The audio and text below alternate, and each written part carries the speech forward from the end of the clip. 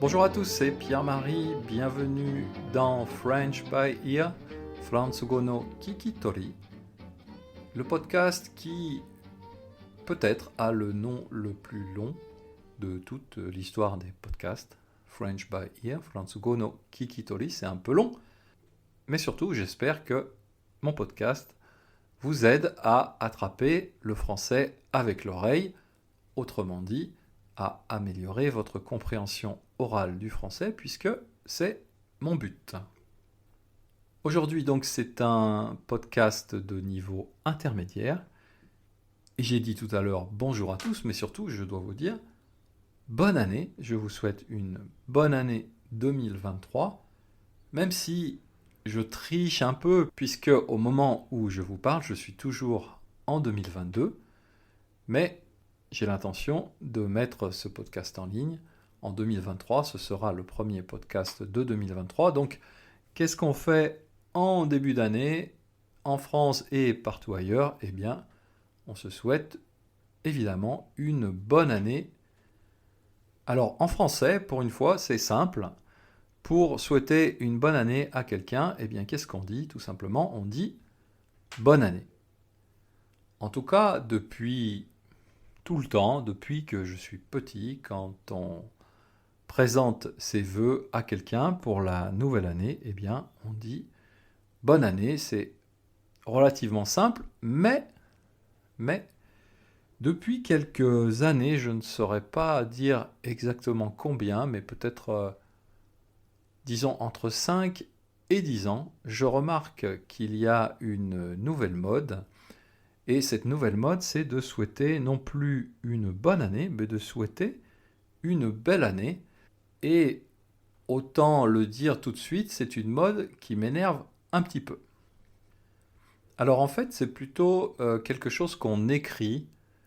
Je n'ai pas tellement le sentiment que les gens se souhaitent une belle année en parlant de vive voix au téléphone ou quand on se rencontre. Mais à l'écrit, de plus en plus souvent, on reçoit des messages, et moi aussi je reçois des messages de certains amis qui me souhaitent une belle année. Alors bien sûr, ça part d'un bon sentiment et je suis toujours content de recevoir ces messages, mais comme je suis professeur de français et que je m'intéresse beaucoup à la langue, je me demande pourquoi est-ce que nous sommes passés de bonne année à je te souhaite une belle année. C'est un peu mystérieux, j'ai deux explications possibles, mais qui sont simplement mes idées. Je ne sais pas si ça correspond à la réalité. La première explication, simplement, c'est que effectivement, tous les ans, on se souhaite une bonne année, bonne année, bonne année, bonne année, bonne année. Bon, peut-être que pour certaines personnes, ça devient un peu ennuyeux, ça devient un peu monotone, peut-être ça devient un peu automatique et du coup, on perd un peu l'idée du sentiment, l'idée de souhaiter quelque chose, puisque c'est juste une habitude. On dit simplement bonne année, comme on dit salut, ça va? Ouais, ça va. Bon. Peut-être que certaines personnes pensent, ah, si je mets belle à la place de bonne, ce sera un peu plus original, ce sera un peu plus sympathique et un peu moins, comment dire, monotone tout simplement. Donc ça, première explication possible. La deuxième explication possible, elle est un petit peu plus, comment dire, bizarre peut-être. En tout cas, c'est juste plus qu'une explication, c'est un peu un sentiment que j'ai. Donc c'est pas absolument une vérité scientifique, c'est juste mon sentiment personnel.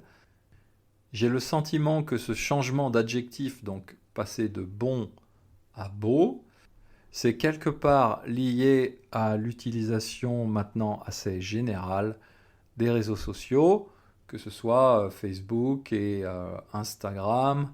Alors TikTok, tout ça, je ne connais pas trop, je ne pratique pas tellement, je suis un peu de l'ancienne génération des réseaux sociaux, mais qu'est-ce que la majorité des gens mettent sur les réseaux sociaux, sur leur profil? En général, bien sûr, ce sont des belles photos, puisque l'idée, c'est de donner une belle image. Et donc, eh bien, que ce soit quand les personnes vont faire du tourisme ou même au restaurant maintenant, tout le monde, plus ou moins, ça m'arrive aussi, on a pris cette habitude de prendre des photos de plats, surtout dans les bons restaurants. Et donc ensuite, on poste ces photos sur Facebook ou sur Instagram. Et bien sûr, il faut que ces photos soient belles. C'est même devenu avec Instagram un adjectif qu'on utilise d'ailleurs aussi bien en anglais que en français. Quelque chose qui est instagrammable, eh bien c'est quelque chose qui est suffisamment beau, qui est suffisamment joli pour que on puisse le poster sur son compte Instagram. Donc quelque part c'est devenu un synonyme de beau. Donc tiens, c'est peut-être une idée qui me passe par la tête, mais plutôt que de souhaiter une belle année, on pourrait souhaiter directement, écoute, je te souhaite une année 2023 Instagrammable. Ouais, c'est pas mal ça, tiens, je te souhaite une année Instagrammable. Bon, je dis c'est pas mal, non, évidemment. Comme j'ai dit tout à l'heure, personnellement, cette cette nouvelle mode de souhaiter une belle année, ça m'énerve un petit peu parce que, en ce qui me concerne, je préfère qu'on me souhaite une bonne année. C'est comme en pâtisserie ou c'est comme en restaurant. Alors vous allez penser que je suis obsédé par la cuisine et que je suis très gourmand parce que je parle souvent de desserts, de restaurants, etc. Mais bon, c'est un peu vrai. Donc si on compare avec des gâteaux, tout simplement, si je dois choisir entre un gâteau qui est beau et un gâteau qui est bon, ah bah je ne vais pas hésiter très longtemps, hein. Je prends le gâteau qui est bon, même s'il est super moche. Ça, c'est une certitude. Alors bien sûr, quand vous allez dans des pâtisseries un peu de luxe, des gens comme Pierre Armé, ou quand vous allez dans des restaurants étoilés Michelin, là vous avez les deux. Les plats en général ils sont super bons et en plus ils sont très beaux et c'est aussi un plaisir. La beauté à ce moment-là c'est aussi un plaisir. Mais si je dois choisir, je vais toujours choisir le bon et non pas le beau. Et vous, alors j'aimerais bien savoir ce que vous en pensez. Est-ce que vous préférez qu'on vous souhaite une belle année ou est-ce que vous préférez qu'on vous souhaite une bonne année?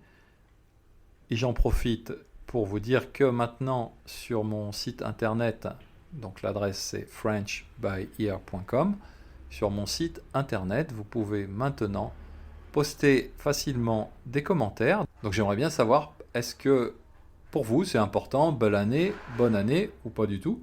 Et qu'est-ce que vous, naturellement, vous allez dire pour souhaiter à vos amis français une bonne année 2023?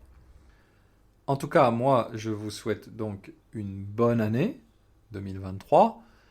Alors, qu'est-ce que ça veut dire en général une bonne année? On pense d'abord à la santé et souvent les Français disent bonne année et tout de suite après, ils rajoutent et surtout la santé. Bon, c'est une évidence. La santé, c'est la chose la plus importante pour passer une bonne année. Après, on peut vous souhaiter du succès dans votre travail, du succès dans vos différents projets, une famille heureuse, etc. C'est vous qui choisissez, c'est à la carte, vous faites votre propre menu. En tout cas, je vous souhaite une bonne année. Et qu'est-ce qu'on peut vous souhaiter par rapport à votre français? Peut-être que certains d'entre vous ont pour 2023 un objectif précis par rapport à leur français, comme passer un examen type DELF B1, B2, C1 et même pourquoi pas C2. Mais personnellement, j'aimerais insister sur l'idée de prendre du plaisir.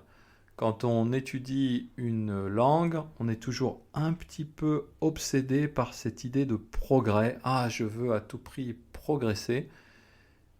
Et c'est parfois décourageant en fait parce que, surtout à ce niveau, c'est-à-dire le niveau intermédiaire, eh bien en fait la progression elle est très très lente et finalement on a du mal à voir nos propres progrès.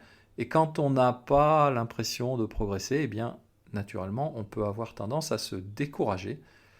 Donc, plutôt que de réfléchir en termes de progrès, je propose que tout le monde réfléchisse en termes de plaisir. Simplement, faites-vous plaisir quand vous étudiez le français. Alors, ça peut être de différentes manières, mais peut-être d'abord en choisissant un prof qui vous plaise, peut-être si vous avez l'habitude d'étudier tout seul, eh bien je pense que c'est quand même une bonne idée aussi d'aller dans une école, parce que quand vous allez dans une école, eh bien vous avez d'autres étudiants autour de vous, et donc il se crée une dynamique de groupe, vous faites partie d'un groupe, vous pouvez partager des idées, vous pouvez partager vos galères en français. Vous pouvez vous plaindre entre étudiants étrangers sur la complexité des règles de grammaire. Donc ça, c'est un point important. Un bon prof, pourquoi pas un groupe d'études de français. Et puis surtout, eh bien, choisissez du contenu qui vous plaise. Si vous êtes intéressé par, je ne sais pas, peut-être par exemple l'équitation, eh bien, pourquoi pas, vous allez trouver des sites français qui parlent d'équitation, vous pouvez regarder des vidéos sur YouTube, il y a tellement maintenant de contenu gratuit, donc vous pouvez vous faire votre programme à la carte, mais surtout choisissez du contenu qui vous fasse plaisir et pas seulement rester toujours dans la logique de travailler avec une méthode de français simplement. Faites-vous votre propre programme, choisissez votre contenu, du contenu qui vous fasse plaisir. Voilà, je pense que c'est tout pour aujourd'hui. Je vous souhaite donc une dernière fois une bonne année 2023 et je vous dis à bientôt. Mata Jikai.